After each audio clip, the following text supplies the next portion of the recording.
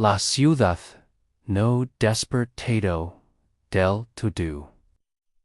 Las campanas de la iglesia marcaban las 6 en punto, cuando los primeros carniceros, saspreras las panaderos, limpiaban los hornos de la madrugada, y el sol apenas asomaba entre las nubes de humo que de las chimeneas torsadas.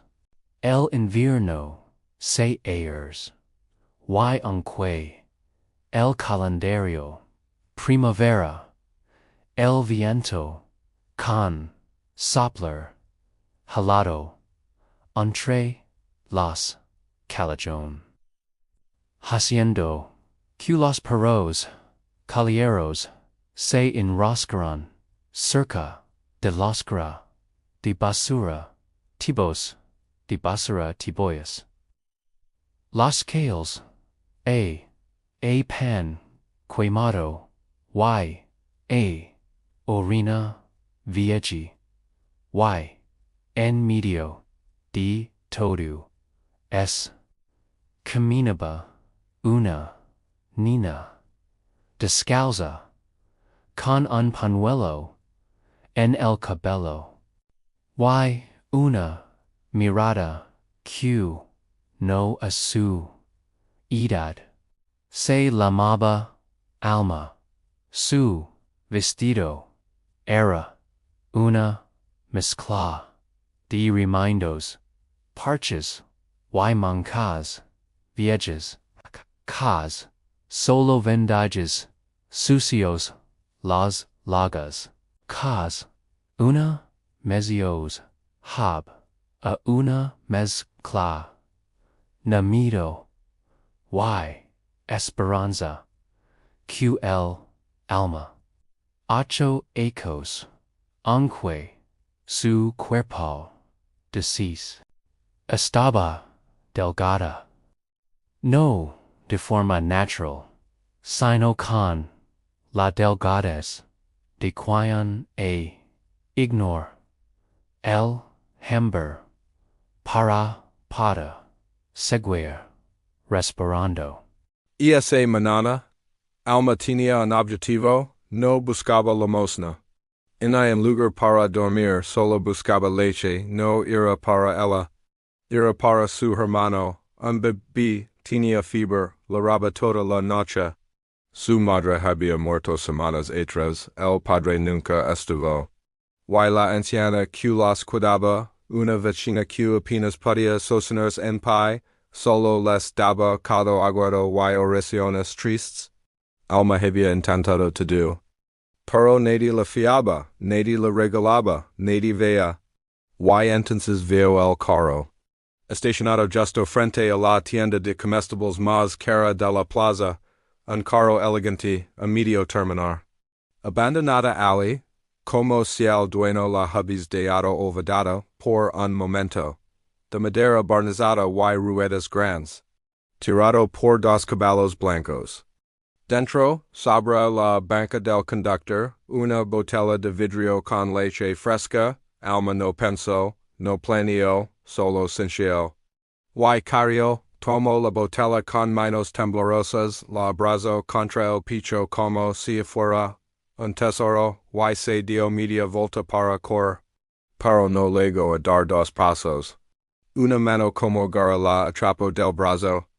Vestía un abrigo de lana gris, botas negras y un sombrero que parecía haber costado más que toda la que ganda mivia.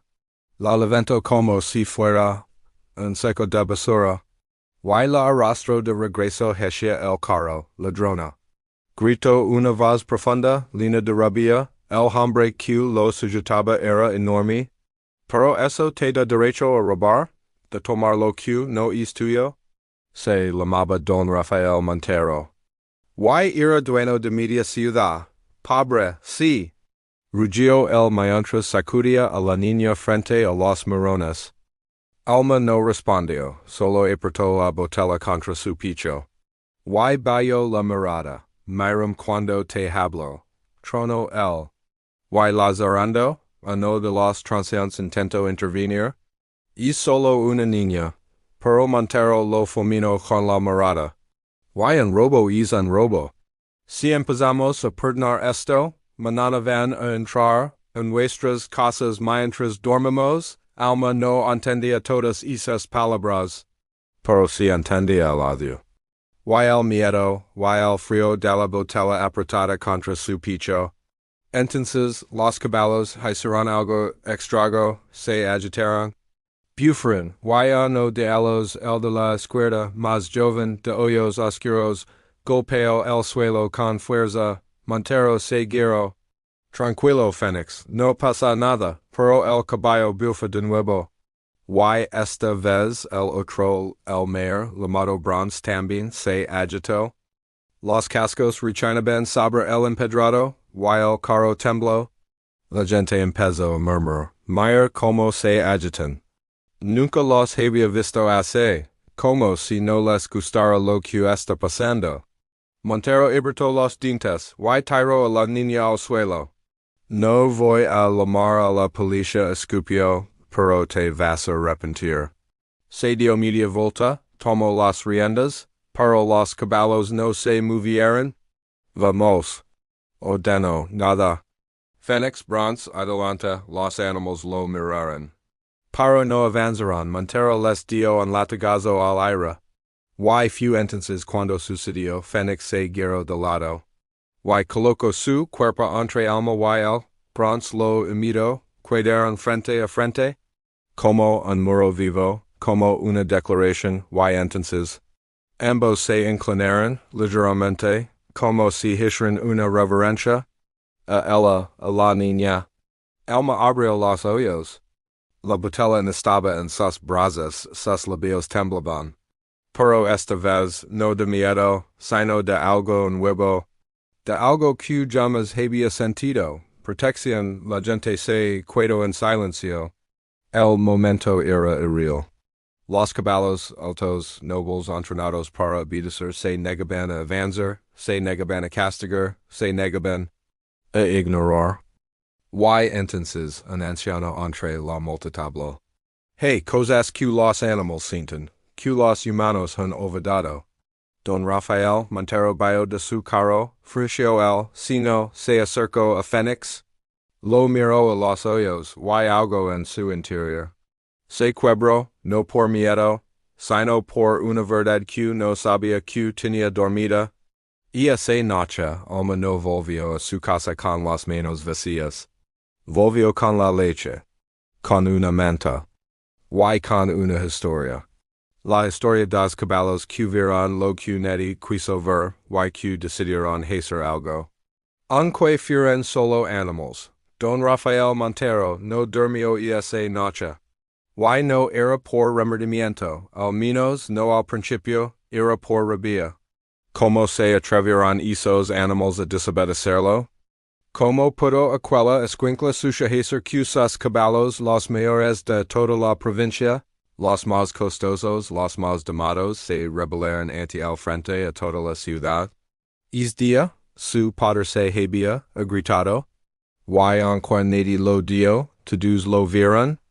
En la finca Montero, ubicada a las afueras del pueblo, el silencio se cortaba con el crujido de las maderas viejas y el resoplar de los caballos en el granero.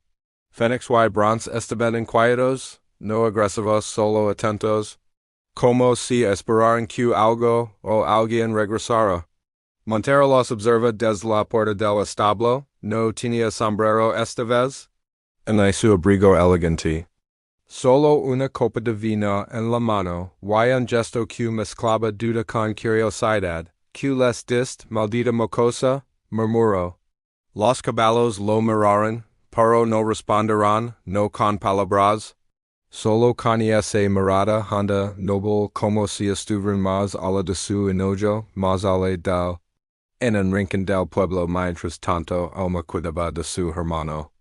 El vapor subía en espiral llenando la pequeña habitación con un aroma tibio, casi sagrado. La leche hervía en una alita oxidada.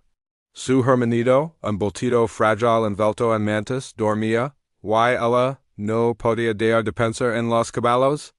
Había algo en sus ojos, algo en como la protegieron, como la miraron, como si supieran, como si hubieran vivido lo mismo. Al día siguiente, el carro de Don Rafael apareció frente a la casa de Alma. La niña lo vio desde una rendija en la puerta. Pensó en esconderse. Pero algo dentro de ella le dijo, no lo hagas. El hombre vio del carro sin decir palabra. Traía una caja de madera en una mano. Y la cara de alguien que no sabía por qué estaba allí, toca la puerta. Una vez dos Alma abrió. Con el pañuelo mal puesto, con los pies descalzos. Pero firme. Esta es tuya, dijo Montero, tendiendo la caja. Ella no la tomó. ¿Por qué? Porque mis caballos no caminan sin verte. Y eso que importa. Importa, porque tengo una carrera el domingo. Alma entrecerró los ojos. Y que quiera? Que vengas. Que los vis. Que los toques. Que hagas lo que si que hiciste. Y si no quiero? Montero no supo que responder. Nadie nunca le había dicho que no. Al final, ella aceptó no por él, sino por los caballos. Y por algo en su interior que pedía volver, la finca era grande. Demasiado para alguien que había dormido sobre cartones. Alma caminó con la calle, encerrada bajo el brazo. Fénix relinchó al verla. Bronx golpeó suavemente el suelo. Ambos se acercaron. Y sin pedir permiso, la envolvieron entre sus hocicos como si fuera parte de su manada. Los mozos del establo quedaron boquiabiertos. Llamas los vi así, Diono, y con los jinits de competencia. Y con Rafael agregó otro, Montero lo oyó, y no dio nada. Y esa tarde, Alma se sentó en el suelo de tierra, entre ambos animales. Y por primera vez en su vida se sintió vista, no como un problema. No como una carga, no como una ladrona, sino como alguien que importaba. Mientras acariciaba a bronce, sintió una cicatriz, una vieja marca, justo donde el cuero de la reina sul corder si se aprieta demasiado. Miró, quién la hizo esto. El vio la vista, yo, por qué? Porque no me obedece, Alma lo pensó. Y ahora tampoco lo hace, pero ya no le pegas. Montero no respondió, solo se fue, pero en sus ojos algo se rompía. Y algo nuevo nacha. Y esa noche, Montero escribió una carta a sí mismo. Una carta que empezaba así. Hoy una niña pobre me enseñó más sobre respeto que todos mis hijos de riqueza. El domingo amaneció sin nubes, como si el cielo supiera que es día debía presenciar algo distinto. La plaza de carros estaba llena. Carros relucientes, caballos engasados con riendas doradas, mozos nerviosos corriendo de un lado al otro, y una multitud expectante ocupando cada rincón de las gradas. Era el Gran Premio de San Jerónimo, una tradición de generaciones en el pueblo, donde las familias más ricas muestran sus caballos mejor entrenados y compiten por un trofeo, que valía menos que el prestigio de ganarlo. Y, como cada año, Don Rafael Montero estaba inscrito. Pero esta vez algo era diferente. ¿Dónde está tu jinete? Le preguntaron, Ligara respondió Montero sin levantar la vista. ¿Y tu preparador? El que siempre coraje a Fénix y bronce antes de la salida. No vendrá, dio, y esa niña, ella se estará. Alma legó poco después acompañada de uno de los mozos. Iba descalza, con el vestido limpio pero remendado, y el mismo pañuelo viejo cubriendo la cabeza. La gente murmuró, ¿quién es esa?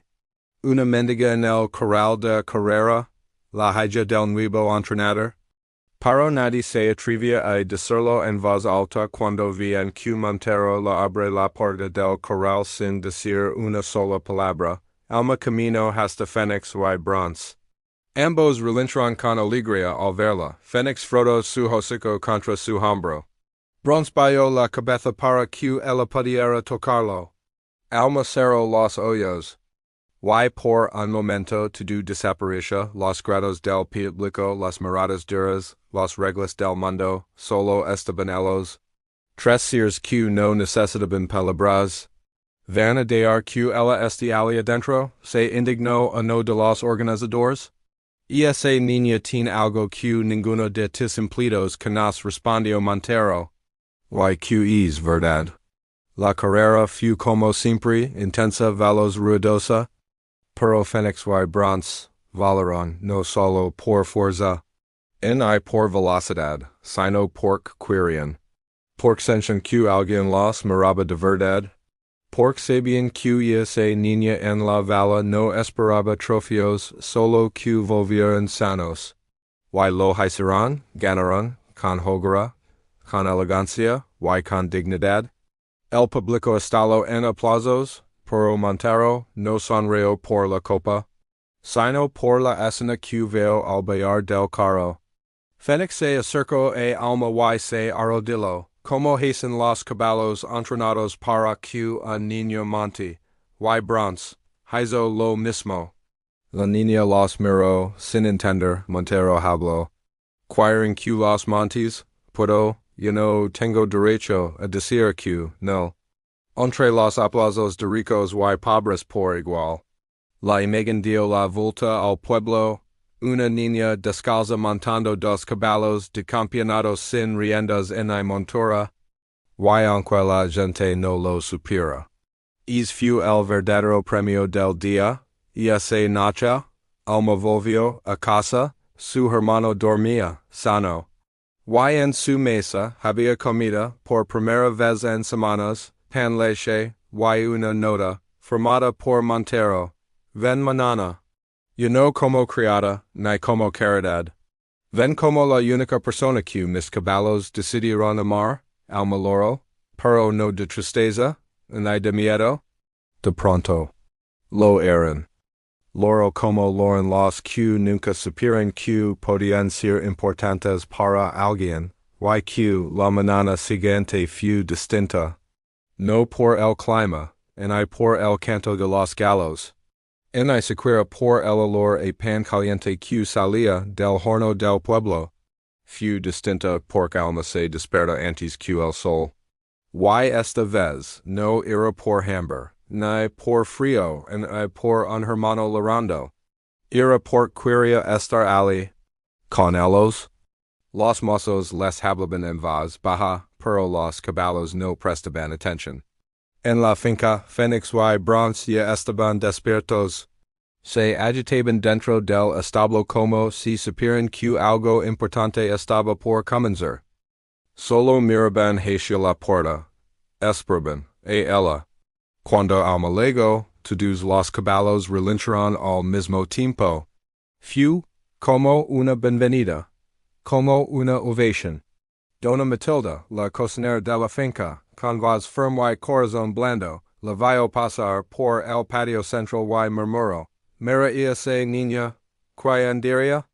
Es una de las que nacen sabiendo lo que otros olvidan». Y don Filippo Mozo Mayor respondió, «No es una niña cualquiera».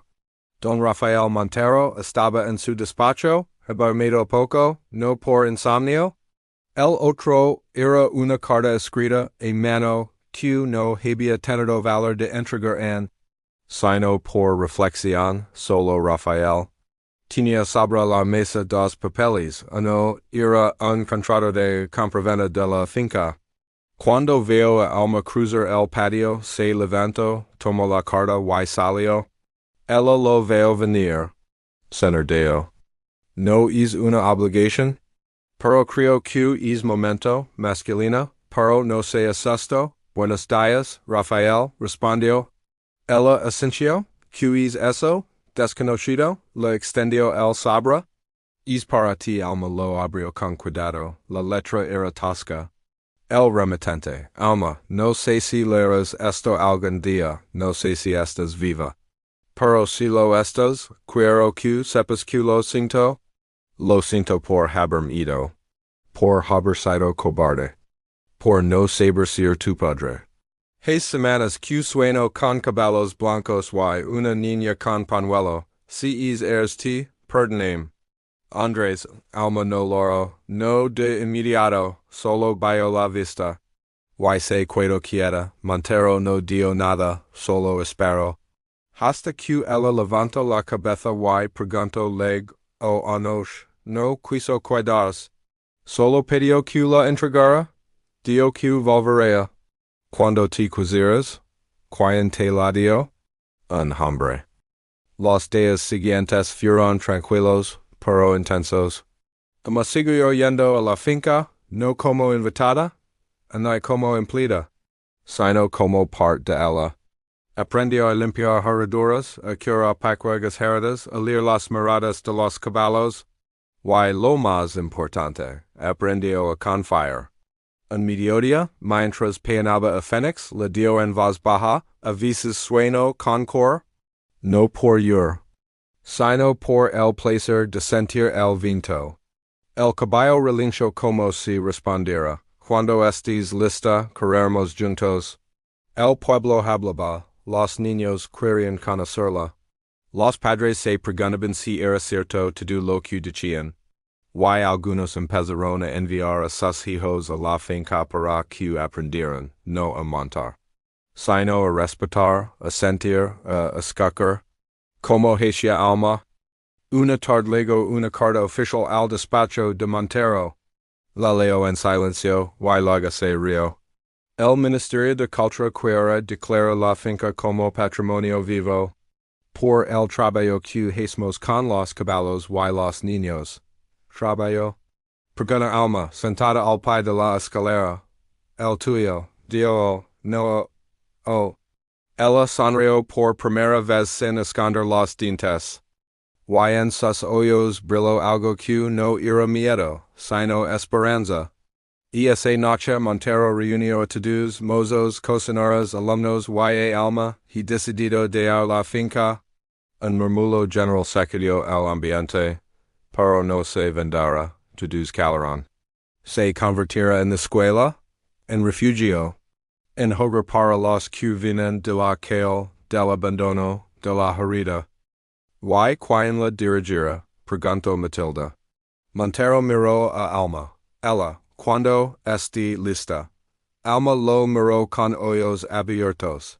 ¿Yo? Fénix y bronce eligieron, yo solo estoy obedeciendo. Y por primera vez en su vida, Alma no dudó, solo asintió. Y abrazó a los dos caballos como si abrazara el futuro.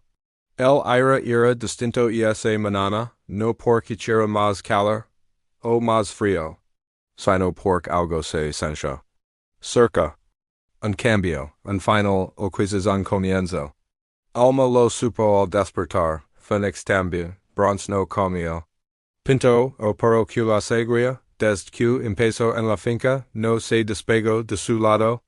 Y cuando Rafael la llamó para hablar en el porche de la casa grande, Alma ya lo intuía, ¿vino? ¿Quién? Pregunta aunque en el fondo ya lo sabía, tu padre. Lo encontró esperando bajo el árbol del portal. Tenía el cabello más corto que en la foto de la carta. Las manos temblorosas. Los ojos apagados de quien no se cree merecedor ni del perdón ni del consuelo. Alma se detuvo a unos pasos. No hablo el sí, no vengo a pedir nada, entonces ¿por qué vienes? A devolver lo que nunca debí abandonar, el se arrodilló. Y de su mochila seco, una caída de madera, la abrió, dentro había una pequeña herradura oxidada. ¿Te la hais cuando naciste? Nunca supe si te gustaría? Era torpe, pero se acaba con la vardia ver caballos. No supe como ser padre, tu madre murió. Mi queber, te fal. Y luego la miró, no vine a pedir perdón. Vine decir q, si me digas.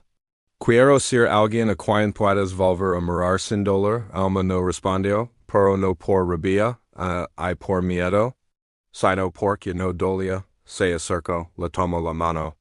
Y dio, quiero que conozcas a Fénix, la se nace repicio horas después. Un hombre arreglado frente se celebró una nueva carrera, un caballo blanco que lo miraba como recuperados. Sonados, si pudiera verdio, todo lo que había sido. Y todo lo que podía ser. Desde una banca de madera, loro por primera vez en público. ¿Crees que me acepte? Ellos sienten, yt. Yo también, se desatan almas. Des más tarde, pero no era un torneo, ni había trofeos, era una carrera simbólica. La primera organizada por Alma, jóvenes de la calle, niños abandonados. Adolescentes con historias desombras. Montaban caballos que habían sido maltratados, no competition. Corrían juntos, por libertad, por memoria, por justicia. Cuando le preguntaron a Alma que sentia, hoy corren los que antes solo huían el público aplaudió.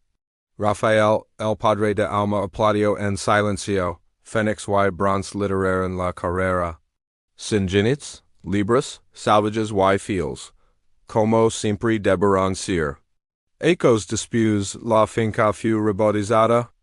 La casa de los caballos que eligen, que no se duman animals. Y en la entrada, un mural pintado por los niños decía, y ganó una familia. Una niña robó leche. Fin.